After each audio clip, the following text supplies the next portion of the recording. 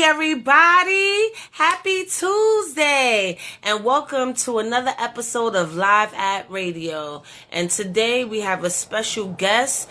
He has been passed the torch from the iconic group Digital Underground. Yes, the one and only Young Hump will definitely be in the building. Yeah! What up with it? What up with it? What's up with it? Man, we just over here moving and grooving in real time. You feel me? I feel you. I feel you. Shout out. So I see you on the West Coast because it's still light outside. Oh yeah, we in an undisclosed, never undisclosed but never superimposed location. You know what I'm saying? Yes. Yes, I feel you. Now, I know how you were able to get the torch passed on to you. But when I was posting about you, one of the things that was in the comment section was if you were ShockG's son. So I want you to be able to do that. I didn't want to do that because I wanted them to tune in and hear it from the horse's mouth. Yeah, ShockG is my big brother, and we just both happen to be some skinny, light-skinned brothers. You know what I mean? And we both happen to be Virgos, and we both happen to be a fool with it. So we just have these similar ways. But yeah, that's big bruh, and yeah. Yeah, so that just for the record, you are not his son. Now, but what is important is how you were able to get in contact with him, and that's a testament to your hustle. So Ooh. I want you to be able to explain that. I thought that was real fly and very inspirational for those who may be watching and trying to go after their dreams and actually are scared to. So can you get into that? Absolutely. I was gonna say, before I wanted to jump in and just shout out my bro Beirut and my loved one MJ and little baby Jodeci. I see some of my people tapping in on the live. J. Sam Smith, I see y'all. I love y'all. You know what I mean? Shout out to everybody tuning in. Fucking with my queen, Cha Cha Mystique. You know what I mean? We out here getting it. You know what I'm saying? But yeah, the question was how I was able to connect.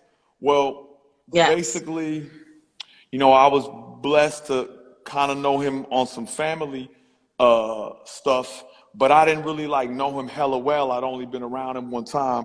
And then when I was able to, once I was trying to play him in the movie All Eyes on Me, and I put together, a video reel of me, portraying him just as a potential, thing to submit as an audition submission. I basically caught up with him at a show he was doing with Scarface, showed it to him, and he was like, yo, you got it. And then shortly thereafter, he hit me up and was like, yo, I want you to go perform with Money B, because ShockG at that time was focused on doing some more playing his piano. He really wasn't doing the Digital Underground music at that time. He was kind of experimenting. So he hooked me up with Money B so I could perform with him.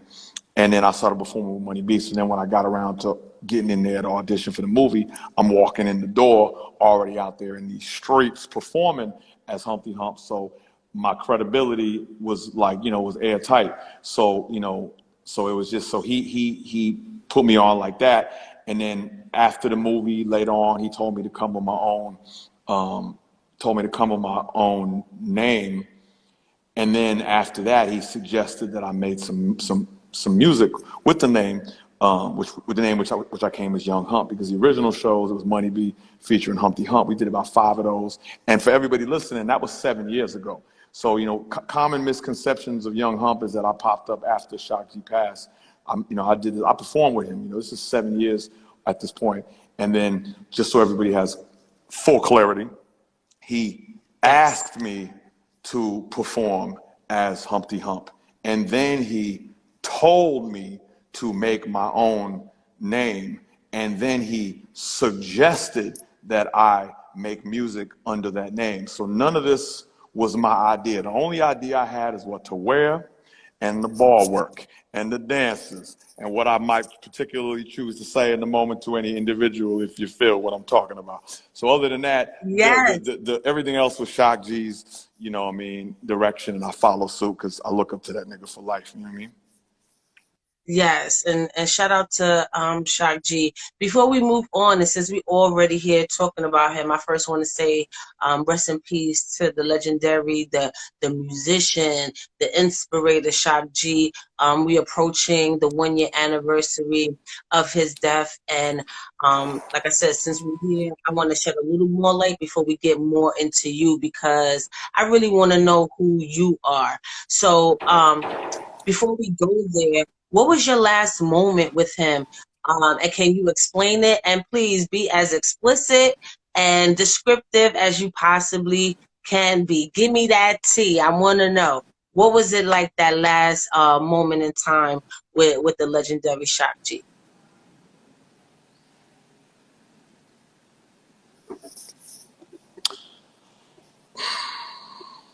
I'm sorry, it's really hard to answer that question. Take your No, time. I actually, it's crazy. This is the first question I'm gonna have to pass on. It's actually that real. Like it's kind of I can't even really say it. It wasn't exactly something fit. I would tell you off camera, but it really wasn't fit for. It's not fit for this. I just gotta be honest with you. I can't. You know what I mean? It's kind of you know what I mean? It's not really something I could just say like that. You know.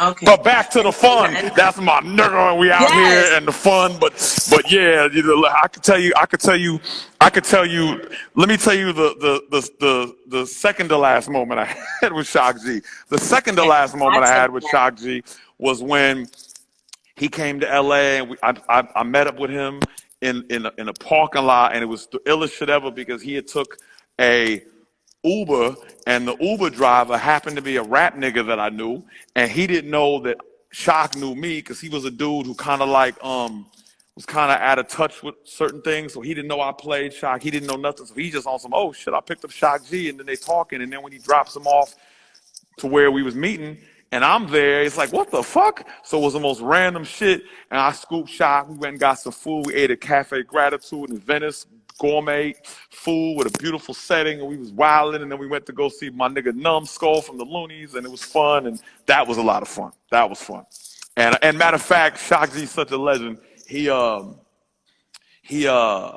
wanted to surprise Numb, so like we were trying to like sneak into his building so we could just knock on his door, like in his apartment complex when he lived out here. And long story short, it was so crazy. It was like he literally had to climb up on a tree to get to like the second floor to go into this little area where the elevator is. Like, like elevators in like a lobby of like a second floor and there's like a window. Cause Shock was really like, yo, we're gonna surprise Numb. Like Shock is a legend. So I literally have pictures in my phone of ShockG climbing a tree to then getting on an awning to then scaling the side around of a building. You know what I mean? All the time he had some Scott vodka in his back pocket. It was legendary. I mean, just legends do legendary things, and that was fun. And I remember telling him, I said, look, I said, right before he did it, I said, you're Shock. Now, you've been drinking. Are you sure you're gonna be able to climb up that tree? And Shock went like this. Shock went like, look at this tree right here, right? Shock was like this. He looked at it and said, surveyed the distance to where it had to go. Yeah, I'm good. I got this. I said, all right. And he got it. Shock was something different.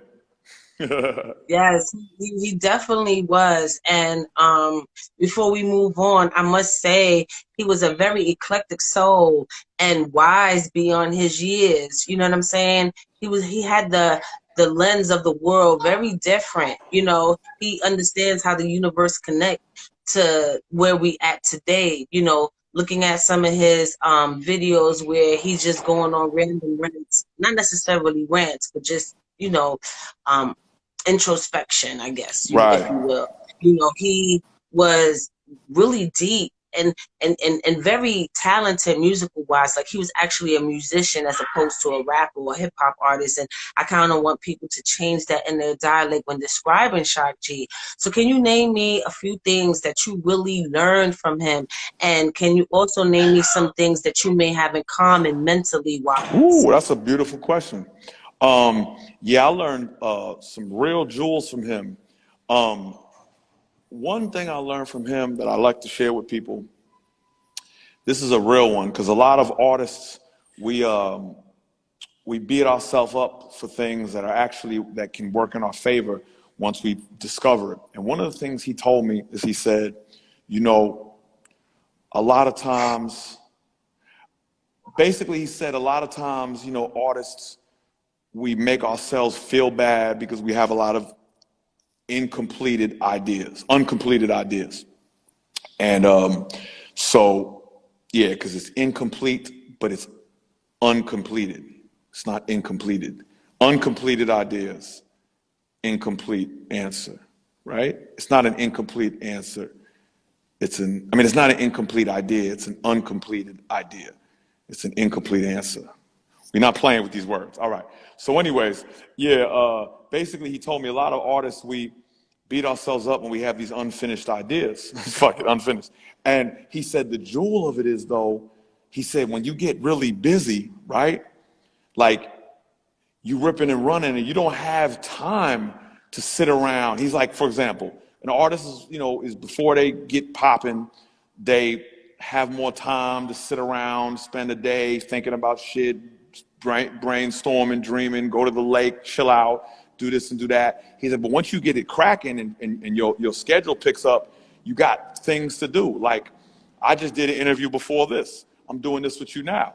It's like, you know, there's travel time. There's different things you have to do. And all these things you do is not time you sitting there with your pen or your keyboard or your paintbrush or your, you know, whatever you do. So he said, it's good to have those incompleted ideas, because when shit is rolling and you need to deliver, you have a stash of started ideas that you like that are incomplete. So case in point, think of how many artists that we love in any genre, but particular, it doesn't apply as much to like 70s and 80s artists. Think of like 90s and on, particularly in hip hop and R&B, because at that point, just the industry has got so much bigger and there's so much more media and press and travel, different opportunities. So how many artists that we all love, their first album is a classic, the second album is light. The reason why the second album is light is for what I just mentioned. Niggas is busy. They don't have as much time to sit around and think about certain shit and put together these songs, and the label needs that new album. Whoever needs that new whatever. So when you have these ideas, instead of feeling bad, recognize that you have, you know, a loaded gun that's stashed over there that if you need to bust off, you can bust off. So that was a huge one, because that took the pressure and the guilt, I should say, excuse me, not the pressure. It removed the guilt for having a lot of incomplete ideas. You know what I mean? So that was a big one. Yes, stay ready so you ain't gotta get ready. Sugar-free gospel. I see you, Queen. I see you, Queen. Yes. Absolutely. You know what I mean? Be ready so you ain't gotta be ready, and that's the art of multitasking as well. You know, people try to take some of their leisure time and not realizing that just doodling down different things is very therapeutic as well, and you'd be shocked with what you come up with, all pun intended. Right. Yes. So when you first met Money B, how was that interaction? Did he accept you off the back, or you really had to prove yourself that you could actually do this? So Shock had told Money B about the existence of me, and you know, Shock was known to be a practical joker. So motherfuckers, you know, that know Shock know that. So Mun thought it was like, you got this guy that's gonna be Humpty, huh? Okay. So he tells him that in 2013, I believe. I don't meet Money B for 2 years. When I finally meet Money B, I walk up to him, I'm like, yo, what up? I'm bro. He's looking at me like, what's up, man? Straight ice grill. You know what I mean? He didn't, yeah, but then he said, right? He didn't know. So, because like I said, because Shock had a rep for having practical jokes. I mean, I'll tell you a quick story. One time we did a show. I did one show with ShockG, and after the show, he disappeared. And then I texted him like a little, like I couldn't find him. Like 20 minutes later, I'm like, yo, where you at? He said, bro, I shot to the hotel and my stomach was hurting. I'm like, I'm like, oh man, hope you feel better. You know what I mean? And he sends me a text a few minutes later, like, yo, bro, I'm really not feeling good. I don't know. I might need some help or something. And I'm like, yo, you good? Like, what's up? Now, at the time, I didn't know where his hotel was. So it wasn't like I could just run to him. I'm still trying to figure what it is. He sends me this video. This nigga, he sends me this video, and it's like this. He's like, yo, I don't know what's going on. I just feel this way. Oh my God, I don't really know what it is. And on his arm, he had like this fake, like mosquito looking thing on his arm, but it was like obviously like fake and made of plastic. And he's like, I don't know. And I'm like, this guy, man. So Shock was a wild one. So Money B, rightfully so, didn't know, you know what I mean? When you're dealing with characters like that. So yeah, so basically when I met Mun, he was looking at me like, but something inside of him told him to give me a shot, and he gave me a shot, and we clicked like motherfucking peas in a pod. That's like my best friend. You know what I mean? I'm seeing your stage performances, and it's like you've been doing it since '88. It seems like it was a well proposed match in that situation, and the marriage became so simple.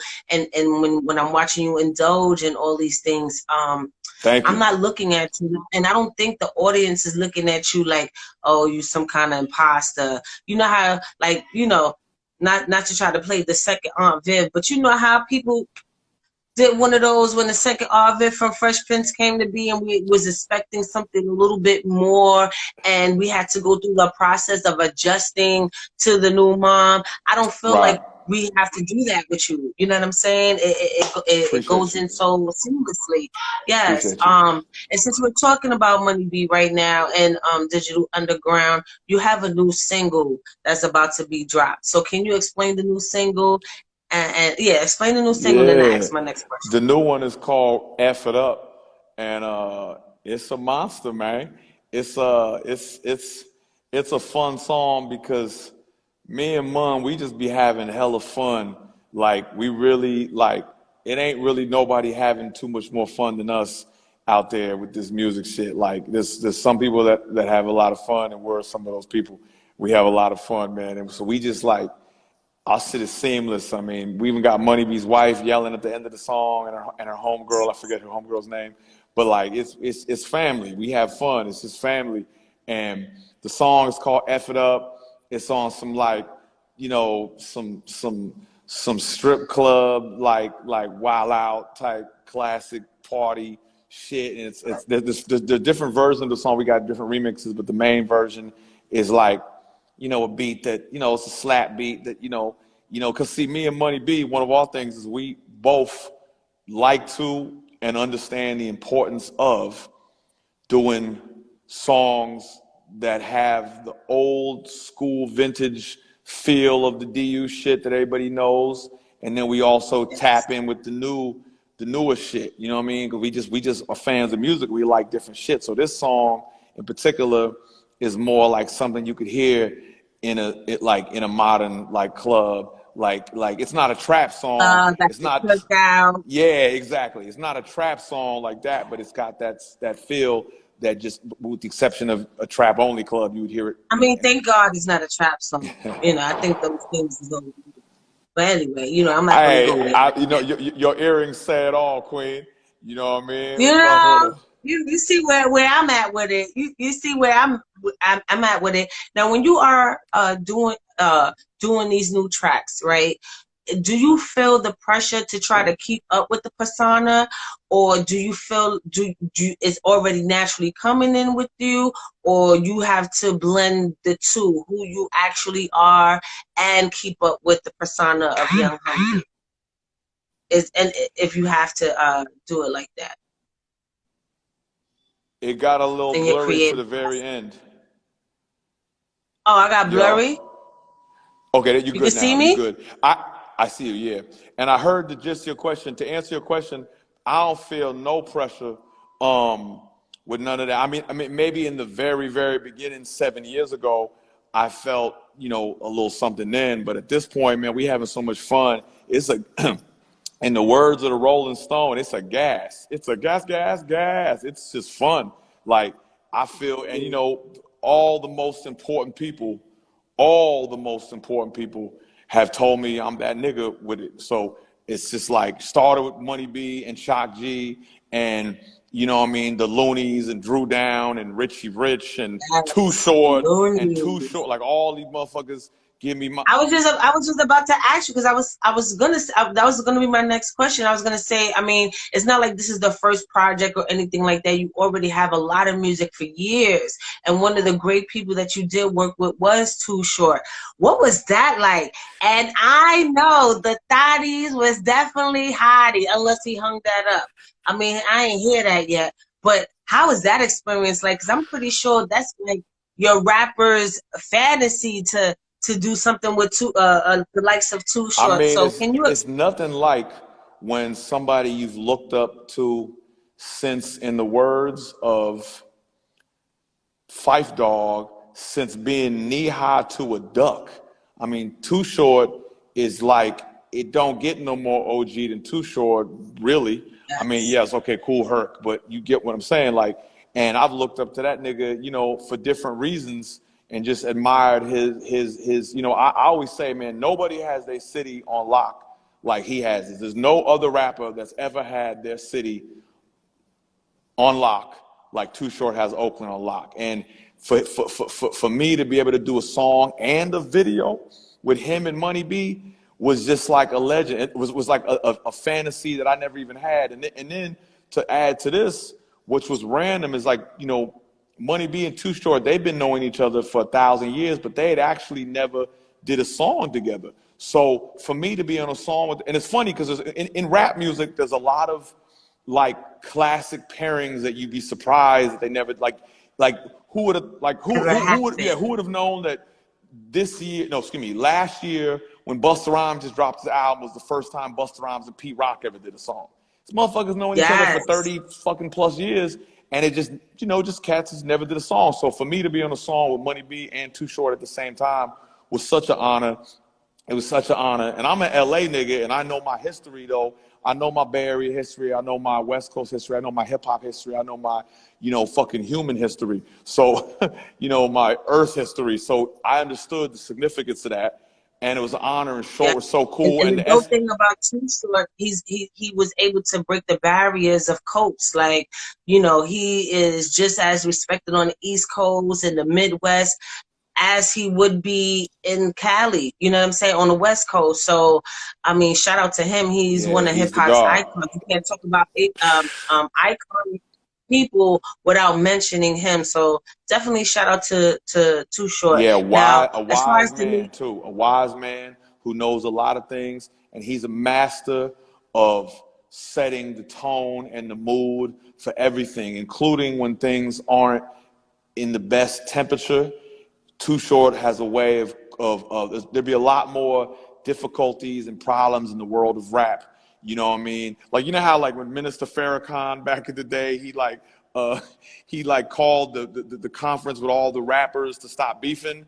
It's like the next level down is like Too Short. Like he done stopped a lot of funk from jumping, and he's just a good brother. And he put a lot of young, similar to Snoop Dogg, there's certain brothers that have taken that wise uncle role, and he's one of those brothers. So for him to show me love, to co-sign me in a video, anybody saying anything, it's like, my nigga, I got a video with Too Short. What are you saying? Like, how does your opinion? Does your opinion of me being official? How does Too Short say I'm official? Outside of ShockG co-signing you, Too Short, that's the ultimate flex. Like, all you got to do is say, if somebody trying to play you or cap on you, that's the only thing you have to say, and the mic is gonna be dropped. You ain't even got to say no more. You feel me? So it's a blessing. That's big bro. Love him to death. Love him to death. Yes. So we're effing it up. You're gonna release. When is it gonna be released? And is it a part of an EP or album coming up? Can you talk about that? You know what's funny? Damn, I don't want to misspeak. MJ finna come with the comment right now, like, but I know that we have an NFT launch with it, with multiple versions of it, and that song is unique in a way because it's the first time we're entering the like I said, the NFT world. So we have a particular treatment for this song that's unique to anything we released before. So I don't want to misspeak, but it's coming out real soon. Is it gonna be a part of the metaverse? Absolutely. And Okay. as she said, it's exclusive for DJs right now to get it going. And all great songs, like most great songs, were given to DJs first. And I will say this: as for the project we have coming, we have a project coming which hopefully will come in summertime. But our project slaps. It really does. But yeah, hit MJ's I mean, Hip but Hop Connect. it makes sense. It makes sense because you guys are Digital Underground, which that name itself was beyond its years. You know what I'm Right. saying? It was coming at a time when everything was so analog. And even if you had like some kind of technical sound, it was mostly like in the studio. It was very baby, very early on. I'm pretty sure people wasn't looking at the future and thinking that we're going to start using Oculuses and creating worlds inside the internet. So it was beyond its time. It's And it funny you makes say sense that. It's funny you say that too, because how many other group names that came out in the 80s, because that's 89, still sound hot? Like right now, Digital Underground still sounds dope. A lot of those other names, they didn't age like that. You know what I mean? They sound weird and shit. You know what I mean? So, you know, yeah, Shock, man. Shock was a different type of motherfucker. Like he was really ahead of so many things in so many ways, and so many things he did now they still are fresh now, and that's the test of time really shows you the quality of something, because a lot of the songs that people is loving right now, you know what I mean, like I don't think you're gonna remember them 6 months from now, honestly. you know what I mean, straight up. I don't think a lot of these artists of this time is going to be winning lifetime achievement awards. I don't see that 10, 15, 20 years from now. And there's no shade or whatever, but I starting to, like with groups like Griselda and things like that, you're starting to see a comeback, you know. And I feel a lot of the reason why the music is the way it is these days is because there's no filter. Anybody, as long as you have a great following, anybody could be in the industry. And these when people are getting deals, they are looking at numbers as opposed to the talent. When back in the day, it was the actual opposite. You didn't have to be known. You just had to be super talented and have that it factor, so they know they can market it you. And then they'll put the money and the strategies around you so you can gain your following, right, because you already was that gem. These right days is the carriage before the horse, as opposed to the horse before the carriage. Right. So I think that's why. Yeah, I think that's why a lot of the stuff. I never heard anybody say it like that. The carriage before the horse or whatever. Like I never heard that. That's an ill way to put it. You're right. And you know, it's the same thing with movies, like the way they just keep remaking movies because they scared to, like, you know, it's like everybody wants to play everything safe. So everything is about playing everything safe. And we know that the best of the best always comes from people that are bold. Fortune favors the bold. You know what I mean? So motherfuckers that have nuts, you know what I mean? They make shit that's, you know, they say we're gonna do some wild shit, and they change the game. You know what I mean? And so a lot of stuff right now. But you know, there's positive movements in that direction, but there's definitely a lot of, you know, scaredy cats. And what they say on the dice game, scared money don't make none. Don't make no money. Yes, you know what I mean? It doesn't. So did you bring the NFT and the metaverse and all these different ideas to the group? No, that's because, Money B. We call him Web3 okay. Money B. He is, yo, I just say this. I don't want to run. I could go on and on about this, but I'll say this. I'm so proud of that brother, man, because Money B is like, he's a renaissance man. He is capable of, I mean, Money B does things that people would never know he does or is capable of doing. I mean, you know, production, you know, graphic design, you know, video editing. His balls is way up in the 2022. Like he mixing, like he does so many different things. You know, I mean, he coaches his son in football. Like Mun is a talented motherfucker, and you know, so like in terms of the NFT, like he's really put it in the time-wise, he's gone to them seminars, he sat and had those conversations, he's met with those people, and he's continuing to really expand his knowledge of this ever-growing world. And what's funny is I tell this to everybody looking, I say, look, yo, I don't really know, I don't know who's watching this, but y'all probably don't know much more than I know. I ain't know shit about nothing.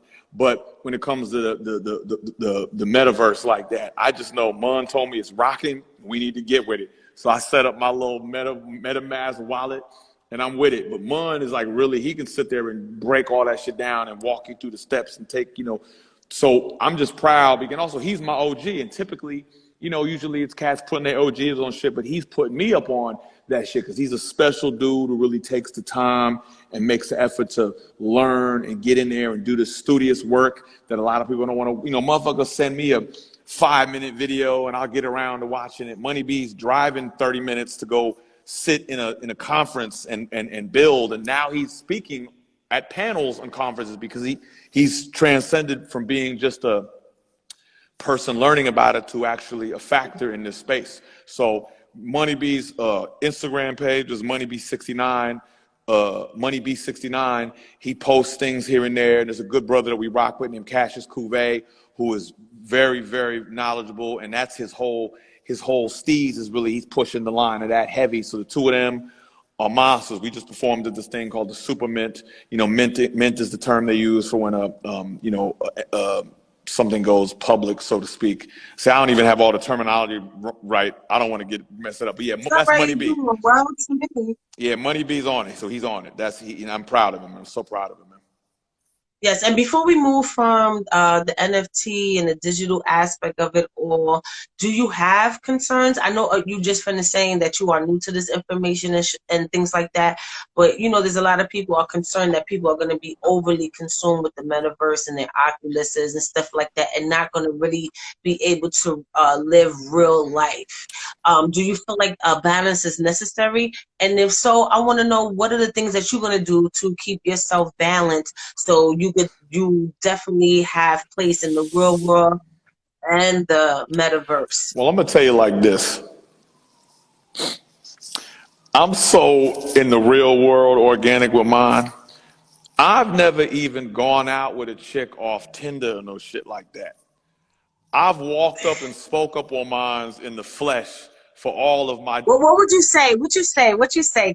Rap to me. Pretend I'm like, and I'm walking in the street. What you say? How would you approach me? I would just walk up and say, yo, excuse me, you're beautiful. That's all I ever say, because what else is there to say? And then after that, a conversation ensues. But literally, if I think a girl's beautiful, I just walk up and say, I think you're beautiful. And the reaction is going to dictate everything that comes from that point, because I'm not really like a line guy. I'm just like, I just walk up and say, excuse me. All right, so let's do the scenario. Huh? No, go ahead, finish, and I'm gonna say it. Oh, I was gonna say, I might, use another word. I might say, there are times I might say, excuse me, you're just fucking gorgeous. Or I might say, you're this or that. But it's basically, I'm just gonna walk up and give a compliment. The same way if a nigga plays me a beat and I like it, I'm like, yo, that shit slap. All I'm gonna say is I'm gonna acknowledge that I am very much into what I'm experiencing.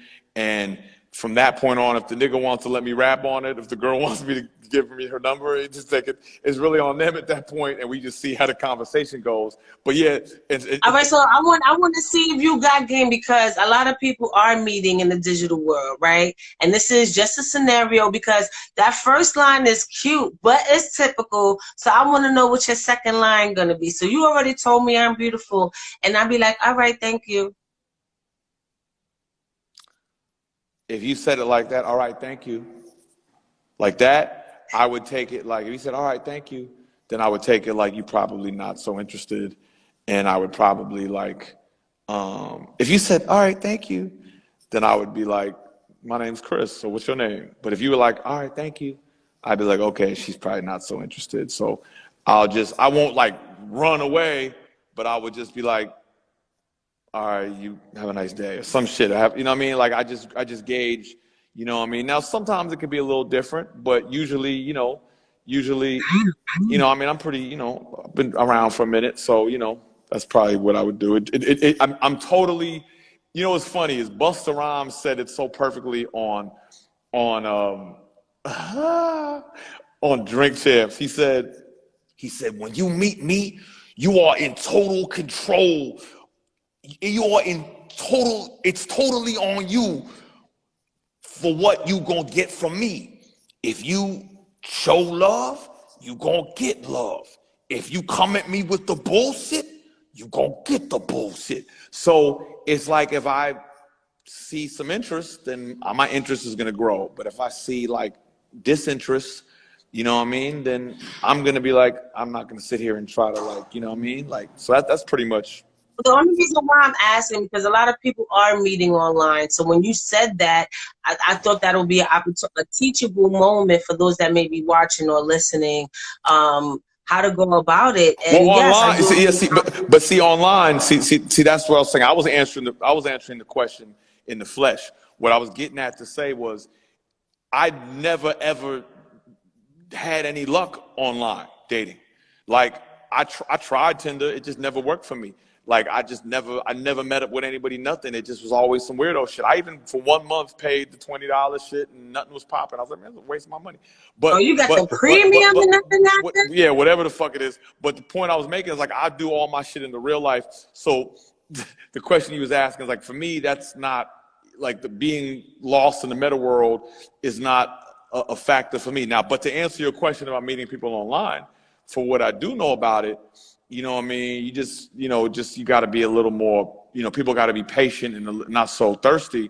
And if they're talking to somebody, it's probably harder to, to gauge a person's interest, and especially if you're being catfished, all that type of old shit. So I wouldn't really know nothing about that though. My statements to that are like, you in an airport and you hearing the motherfucker say, in case of emergency, put this on. Like I'm just repeating what somebody else told me. But in real life, I know about that. I can judge pretty well in real life. You know what I mean?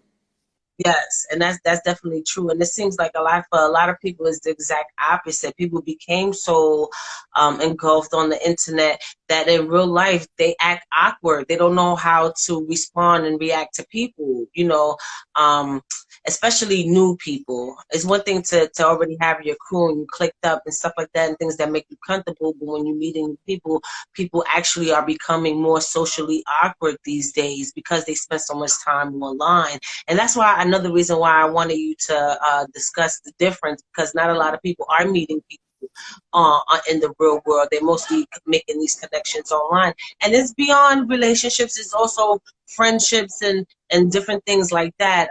Business partners are being met online these days.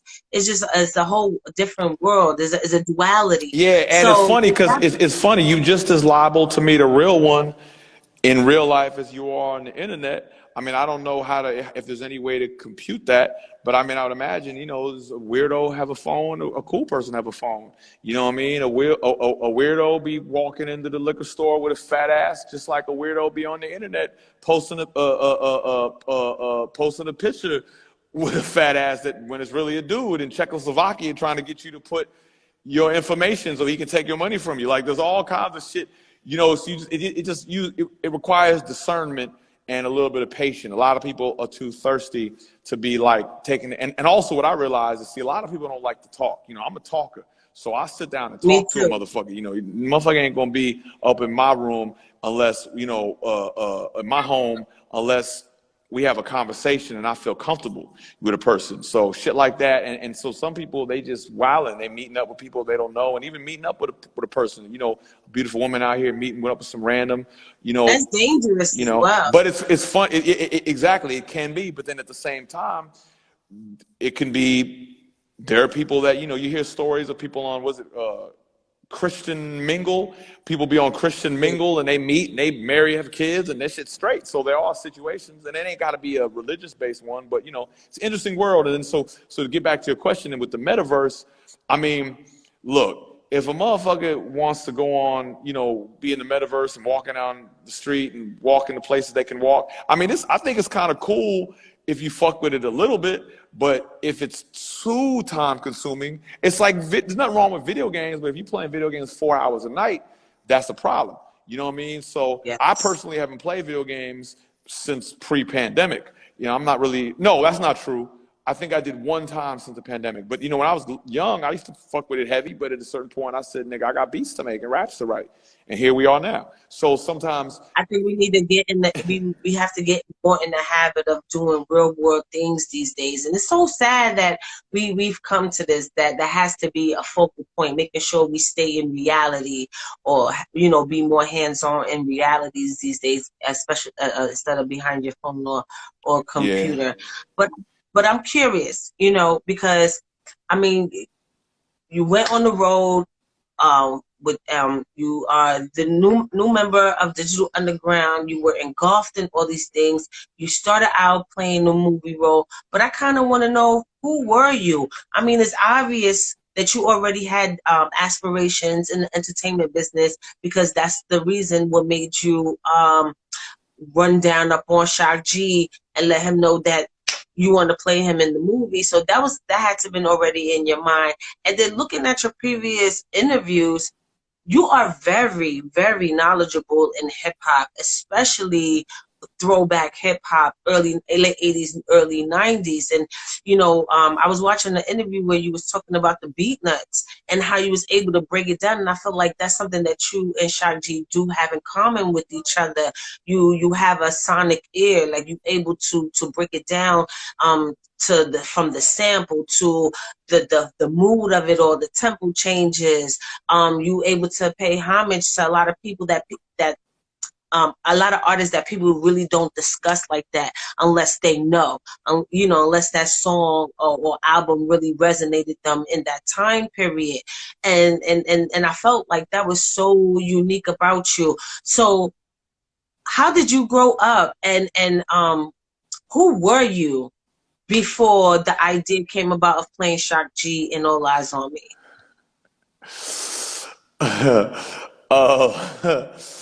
I was a young grasshopper, you know what I mean, who was you know, trying to see how high he could jump and how many flips he could bust while doing it. And I'm just like I said, man, you know, in the words of the great, in the immortal words of the great Fife Dog, hip hop scholar since being knee high to a duck. I mean, you know, I don't really know too many people that get more zany with this shit than me. You know what I mean? I was just blessed to love this shit in such a way that I Yes, and see obsess what I'm over it. saying? Like, you able to quote Fife Dog. Not a lot of people is quoting Fife Dog. You know what I'm But you saying? know what's crazy though? And shout out to him. Rest in peace to him, as well as MF Doom. I know MF Doom is one of your favorites as well. You Yeah. know, I was at his street naming Oh, ceremony okay. last summer. Yeah, so, you know, shout out to him. And the funny thing about it, like a week before he passed away, and I think the artist I forgot the name of the artist right now. It's at the tip of my tongue, but I think MJ connected us. And I always ask that question, who's your top 5 dead or alive, but you can't say the typical. And one of his was MF Doom, and I think the next weekend he passed away. And I'm like, wow, like we was just talking about you. And then to hear you talk about it and you quote in Fife Dog, I mean, where did that come from? And yeah, you know, the thing about it is too, is it's like, see, the thing with me is I like to be, when you realize you can be iller than motherfuckers, it's such a thrill. Like, for example, look at your earrings, look at your lipstick, how it goes with your hoodie. You feel me? You got the illest name, Cha Cha Mystique. I want to hear about how you got that name later. You know, your shit could be some regular shit, but your shit is lit. It's like when you know, there's nothing like, and you got to put in work. It's like people walking around with chiseled bodies that bust their ass to have a chiseled body. They want to be like iller than motherfuckers. Like, that's what I want to be. Like, I'm not out here in the gym. I'm out here in the gym.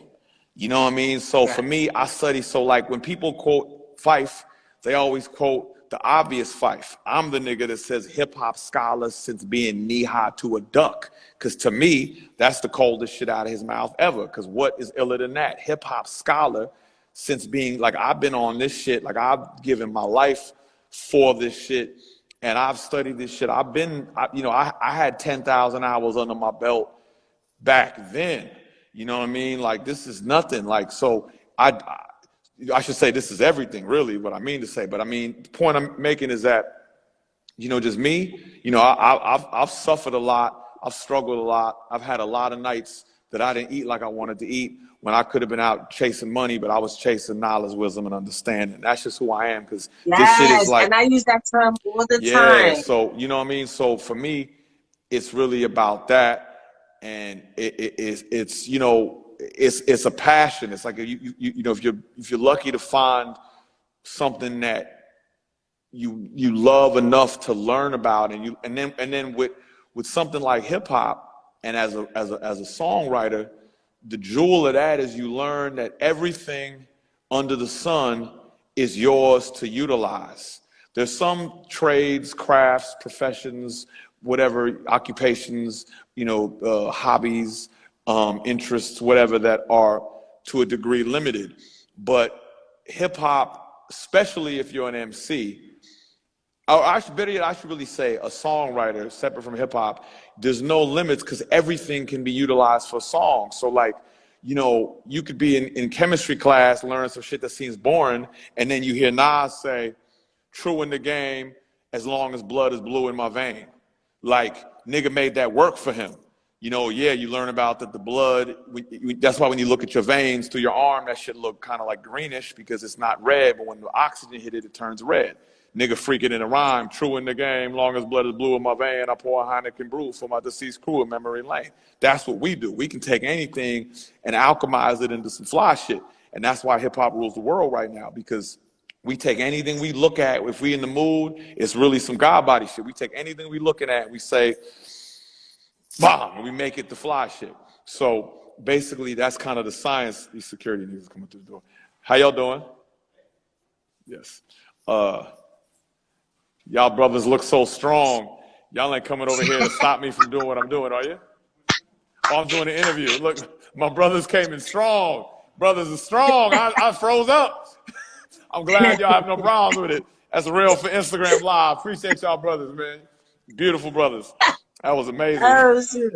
But see, that's what comes with this nose. See, sometimes with this nose, it brings a striking look from people, and sometimes you don't know what you're in for. You know what I mean? So you have to be, you know, you have to use your articulation piece. How we doing? Everything fine? Is everything cool? All righty now.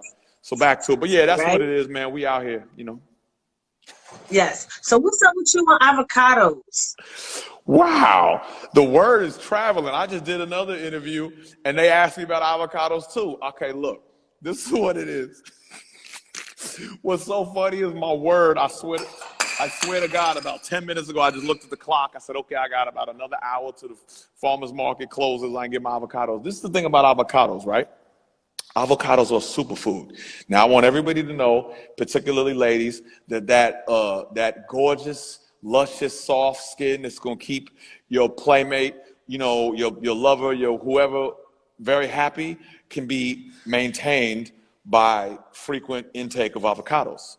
And I strongly, but avocados, I mean, it's superfood. The fats in it are good for the brain. You wake up in the morning, you eat an avocado, you're going to be, that's why, you know, a nigga's pretty articulate out here these days, because I make sure I eat right.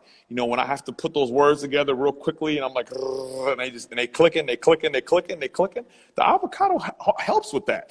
You know, it helps with your digestion. You know what I mean? It's going to smooth out when you got to let something go. You know what I mean? It ain't gonna come out all rickety. Like if you eat a bag of granola and then, you know, in the morning, that's gonna be coming out like, but if you eat a bag of granola with an avocado, it's gonna come out like, clunk, clunk, clunk, clunk, clunk, clunk, clunk, clunk, clunk. You know what I mean? If you eat two avocados, it's gonna come out like, clunk, clunk, clunk. You know what I mean? We wildin'. But yeah, so avocados are my shit. They're good on so many levels. They're so good for us. But I read somewhere you own a ranch or that grows avocados, or no? Yo, this is one of the funniest moments of my life. The interview I just did, somebody said that, yo, I almost want to keep the story going. I said, look, the name of my album is The Fabulous Imagination of Young Hump. And it appears like somewhere, The Fabulous Imagination of Young Hump led people to believe that I have an avocado ranch. I think what I might have been, because I believed it. I was like, oh shit. And then I started thinking, oh, he's gonna turn like one of those avocado peels into a nose. I can see it. You know And what with the glasses, with like little avocados glued to the glasses, it'd be lit. I thought you was dead ass. I think what it was, I think maybe I perhaps I failed to be fully clear in the moment that I strive to own an avocado ranch. That's something that I like, when motherfuckers get their bread, because that's the move, that's the mission. When motherfuckers get their bread, some niggas invest in liquor. I'm not fucking with liquor like that. Now, if some liquor niggas wanted to shoot me a bag, hey, you can put Young Hump face on the side or whatever. You know what I mean? As long as it ain't, only thing I would not put my face on is any pork products. But you could put my face on some regular potato chips, just not pork rinds. But avocado is where I would put my money, though. I would get me an avocado ranch. And, you know what I mean? And, like, I'm dead ass serious about that shit. Tostitos got an avocado salsa dip. You should see if you could try to do a deal with them. And I love that. Outside of the mild cheese, because I don't really like regular salsa with my Tostitos chips. I like the cheese or the avocado salsa. That joint is popping. Right. Y'all need to make a call to That's a funny Frito-Lay's thing. and If they could, that's funny. I'm down. That'd be funny. I've never even seen anything that was avocado flavored. I've never seen that, but I'm with it. No, I've never seen avocado flavored. You need to look into it. I should. Yeah, I'm totally with it. But yeah, avocados are the truth. They're good for everybody. It's a superfood, and I'm all about superfoods. And when I travel, I say I always travel with a minimum of 2 avocados per each day of my travel. So if I'm going for 3 days, I'm having 6 or 7 avocados with me. Period. And what you eat them with? Is it the typical avocado toast? Because I got a Hispanic background, so we was eating avocados all the time. With arroz con gandules, arroz con habichuela, con pollo, and there was always a few slices. Even if we had some sancocho or something like that, you always had a few slices of avocado. Have that, your meal was not complete. So I'm with you, brother. I'm an avocado lover. Sometimes I be on my lazy shit and I got some avocados in my house. I sprinkle a little adobo on it and eat it just like that. So how do you like your avocado? I take them straight to the face. Like what I'll do is I'll make like, you know what I mean? I'll take a knife, slice that bitch open and just eat it with a spoon. But see, I eat it with something else. Now I do avocado toast. Don't get me wrong. I might sometimes, on occasion I buy some particular guacamole because I'm particular with my guacamole, what I like, and I might put it inside of a young egg sandwich or something like that. But typically though, like for breakfast, like what I had today, is I'm that nigga. I make this grain called fonio that's kind of like, think of it like quinoa, like something, for people who might not visualize that, like just say rice, for example, but it's not really rice. It's more like oatmealish and rice or something like that, but not really. It's a grain. It's called fonio, but or like couscous, if you know what that is. It's more like couscous. But anyways, I put that shit, hook that up, and I eat that shit with some coconut oil and eat it with an avocado, put some little stevia shit sweetening on top of it. You know what I mean? And that's how I get it most of the time. Or occasionally I might have a bag of these because I got particular like things that I eat. I got certain allergies, shit I don't eat. I can't fuck with cheese, shit like that. So I might have it with I might have a bag of chips or something and just eat the avocado if I ain't got no guacamole. You know what I mean? Or if I get some Ethiopian food, same thing. I had Ethiopian food and then bang on the side, I just split open the avocado and be eating that shit with a spoon while I'm eating my, you know what I mean? Like I treat it like almost like the way people eat something and then they drink water. It's like, you know what I mean? I totally get it. Like I said, in the Hispanic households, well, I don't know about this newer generation, but definitely the throwback generation, you had to have avocado with everything. It just was a staple of your meal. Facts. No matter what. Big I facts. totally get it. Yeah, I totally understand that. Yeah, so you didn't really speak about like if it was gonna be an album or an EP. I know you coming out with the marvelous imagination of Young Hump. Sorry, Yeah, Young Hump. Is that the tip of my? I was The going to say fabulous Young B. imagination of Young Hump streaming now. We got the single I was called. going to say We got Young this. B. Shout out to Yo, Young B. this fabulous imagination of Young Hump is out now. We got streaming everywhere. You can get it wherever you get music. And we got a single called "She" featuring Money B. My loved one, MJ Hip Hop Connects, who's in the DM. Anybody want to holler? Get that pack from all the DJs. That shit go crazy. It's a classic, classic. It feel like, some butter piano, like some Diggable Planets meets Tribe Called Quest, but niggas is in Oakland, and we talking about Oakland things. But I'm from LA, so I'm in LA talking about LA things. It's very, very, very, very. So that's a hot one that a lot of people are loving. You know what I mean? Loving that one. All right. So like earlier, I was talking about, we approaching the anniversary. Do y'all have any plans, any celebration things happening to commemorate his life, celebrate his life? Yeah, we do. His birthday is August 25th. I don't know. Ain't that Michael Jackson's birthday? No. I think his is, I'm not sure, but they don't share the same birthday.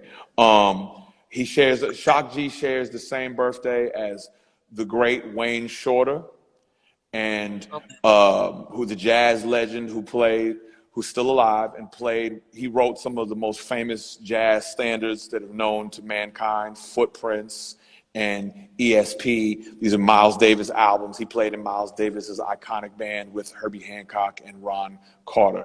And I was gonna say, and also the other, he shares his birthday with Count Bass D. But yeah, as for ShockG Day, ShockG Day is a holiday now in Oakland. As for his birthday and what we're doing this year, ShockG Day, which is in August, so we're talking about 5 months from now. We don't have the details exactly yet, but they're coming. So they're we'll be coming. celebrating on his birthday as opposed to. I mean, that's what I'm saying. I don't have the details for you right now, but we going up. Whatever it is, it'll all come later. Just all the details aren't official right now. A lot of things. They're talking about doing something in Tampa, which is where he's from and where he passed away. So it's definitely going up that week. I just, for example, if his birthday is on a Tuesday, they might have it Saturday, so I don't know what day it is. We haven't got all that together yet. Okay, well, I definitely be keeping my ears tuned into you and see what is it. So are you going to go back into acting, or what is it that you would do outside of hip hop and creating music? Yeah, I love acting. I'm looking forward to get deeper into that, and looking forward to putting these thoughts out there in as many ways as possible. And I'm really trying to live a correct life, correct in the sight of the Most High, and prosperous and enjoyable in mine. You know what I mean?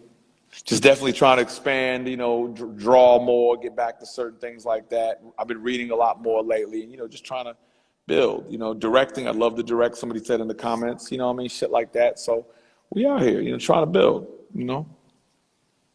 Yeah, somebody just posted a question. They asked us, Jeff the Jew. I hope I got it right. They asking you about, it's a question about ShockG. Was ShockG trained in classical piano? When he did sound check, he busted out some Thelonious Monk. ShockG was trained in piano. To answer your question specifically, I cannot say if he was trained. When you say classically trained, depends on what, different people's understanding of the term classically trained. Particularly, you're referencing classical music, but he definitely was trained in piano, had lessons, musical teachers, all that.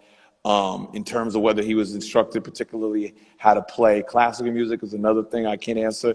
And then also classically trained, it depends on, who we're talking. If you're talking to Herbie Hancock, his concept of classically trained might be different than, let's say, Lizzo. So, you know what I mean? It's really about, but he definitely was taught how to play.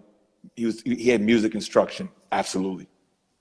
But you, like I said earlier, you got an ear for music and you know how to break things down. Do you know how to play any instruments?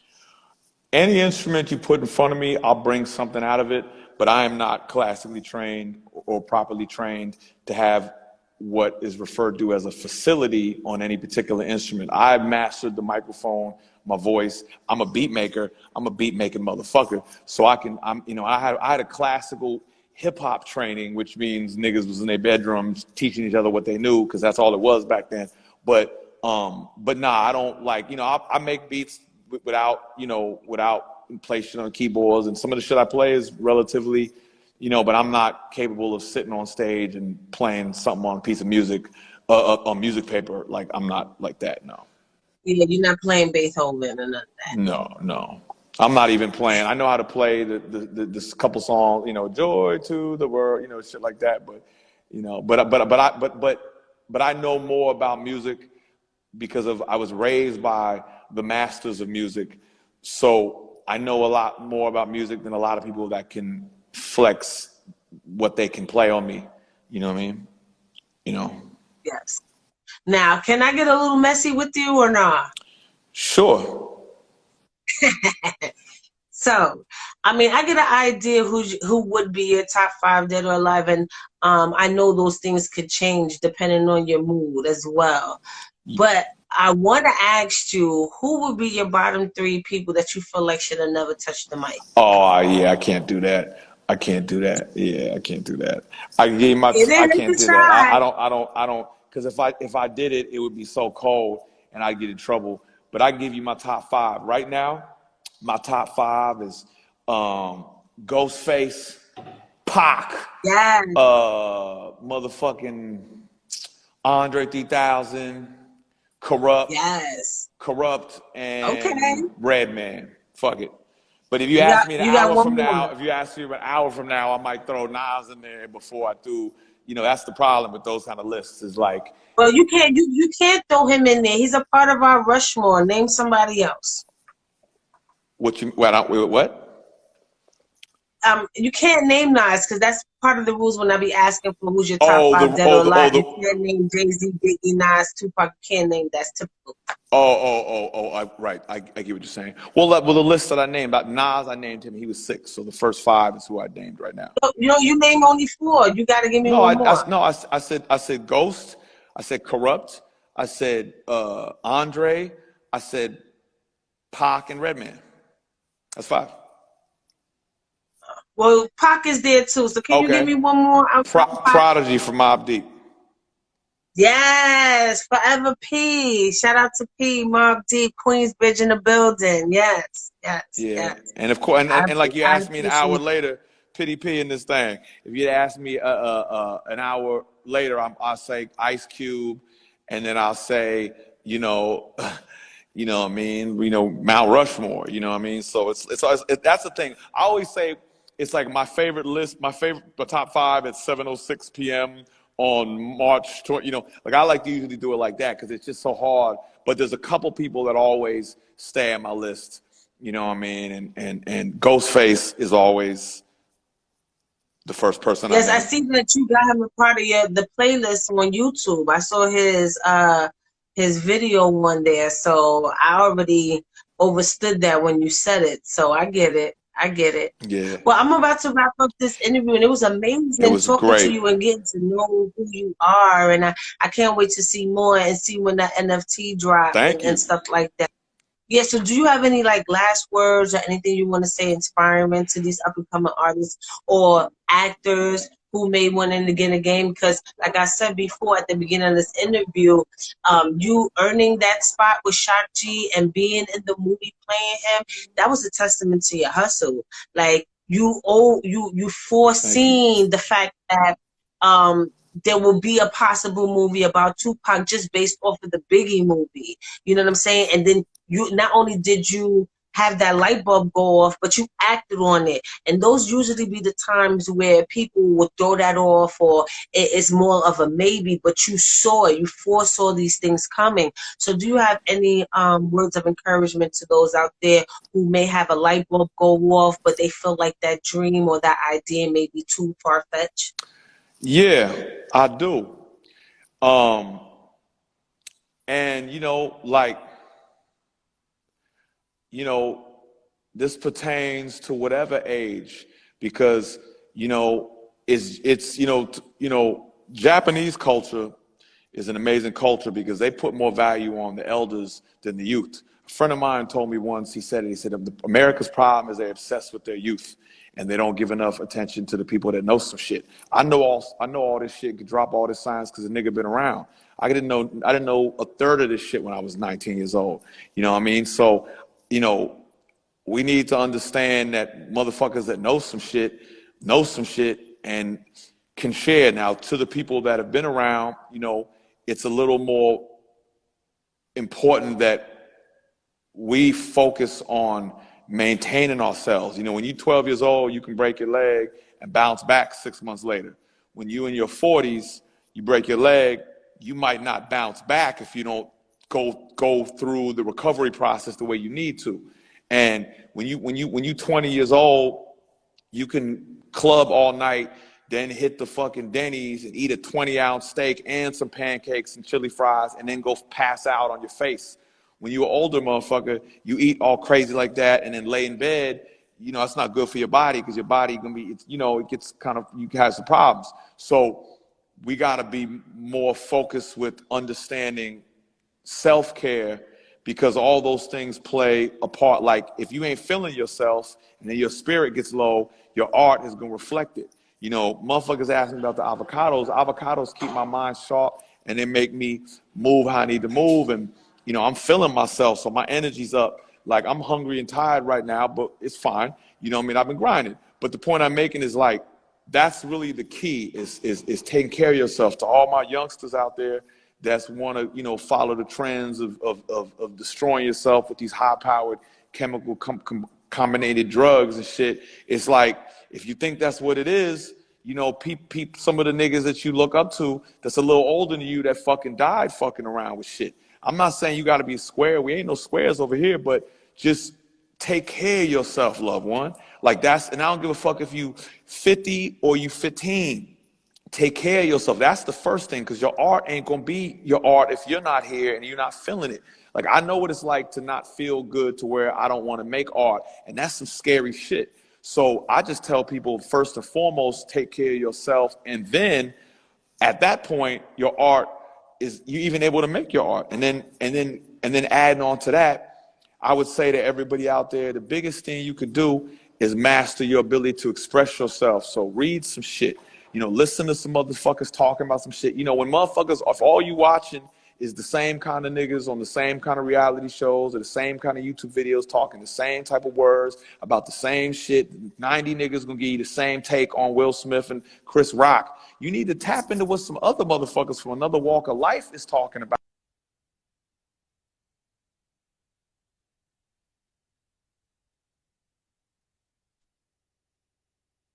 Tap into shit like that. But because I want to master all types of talking, I could talk to some Oakland niggas, I could talk to some Oxford niggas. It's nothing but the O. You know what I mean? So that's really what I say is, man, diversify your portfolio here. You know what I mean? Make sure you pay attention. Watch Lord of the Rings and Paid in Full. Watch those 80s movies and watch the new movies. Just keep your shit, be all over the place, man. And musically, the same shit. Don't just listen to the slap. That's the trap with the niggas that rap about how they don't cap. Make sure you listen to some rock and roll. Make sure you listen, you know what I mean? Like, we do this. And I do this because I do this. Like, that's the shit. So just really make sure you expose yourself to a wide variety of things that's going to bring you, because it was like I was talking about with hip hop. The same way Nas could say true in the game as long as blood is blue in the vein. And that shit could blow the minds of the illest street niggas that were ditching chemistry. That nigga remembered that shit and blew these street niggas' minds with that. You know what I mean? It's like, that's what it is. So pay attention and expand your mind with influences from other places. That's my biggest, because it don't matter if you paint, if you rap, if you sing, if you direct. It's like, if you a music video director, love one. If you directing music videos, don't just watch Megan Thee Stallion and motherfucking what's the old boy name, Lil Nas X. Go watch some old Japanese movie in black and white. See the way them niggas was freaking the cameras before they had CGI. See the way they was setting up angles on shit that you would never think about without tapping in with these niggas. So that's my advice, man. You know, take care of yourself first and expose yourself to a wide variety of things, because you gotta understand that you could watch something that's a million miles away from you and not see how you relate to it, but it might make you think of something that you would never think of, and your thoughts are your goal. So that's my advice. That's a dope advice. You know, I loved every minute of it. Thank you. You know, I want to take this time out to thank you for pulling up to Live at Radio.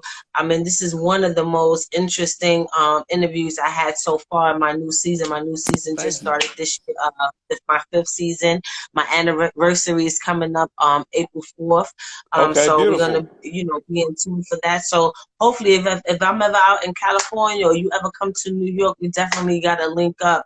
I want to see what you're doing and be a part of whatever event you got going on. And I actually salute you because, and I see why ShockG passed that torch to you. It makes sense. You know what I'm saying? You have a lot in common with each other.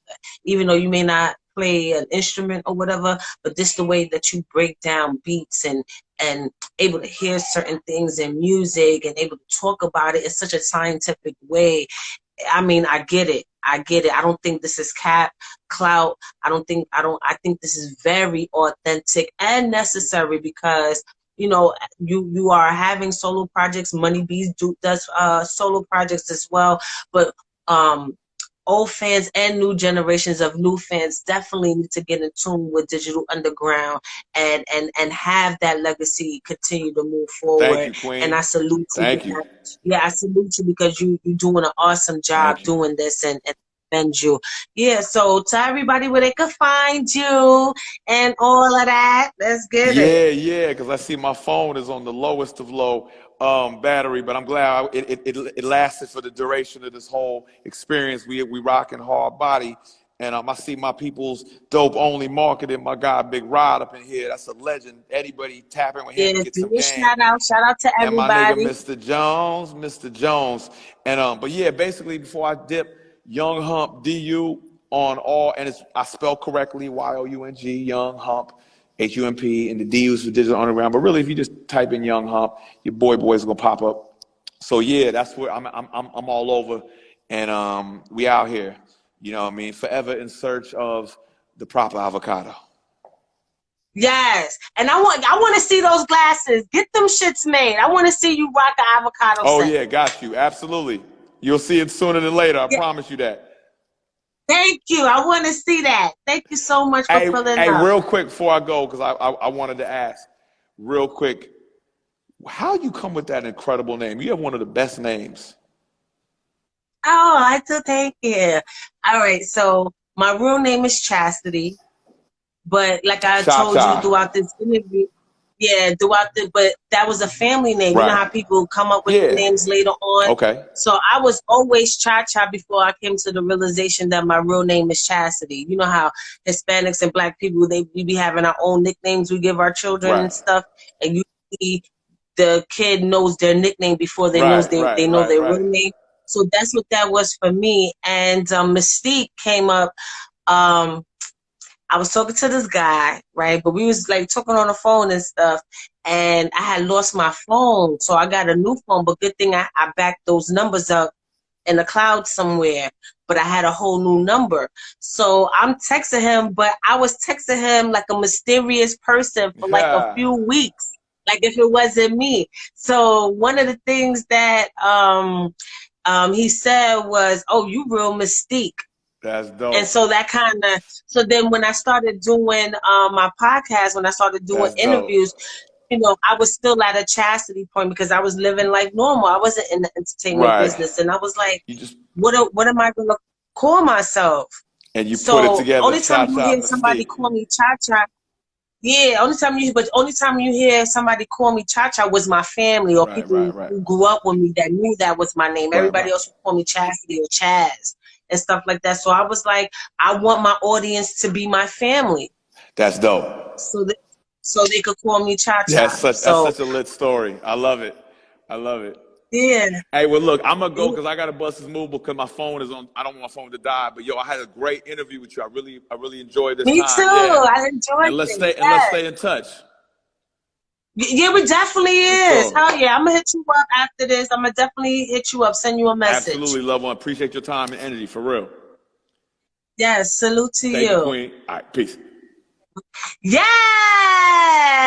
Shout out to Digital Underground. We had Young Hump definitely. Oh shit. We had Young Hump definitely in the building. And it was so amazing. I knew he was going to be a character because his personality is definitely out of this world. And I'm kind of glad we got to talk to him. I kind of want to throw my hoodie on a little bit because he had his hoodie on rocking in his interview. I should have did that when he did his. But yes, I really appreciate him pulling up to Live at Radio. And I'm glad he was able to expound who he was before he became Young Hump.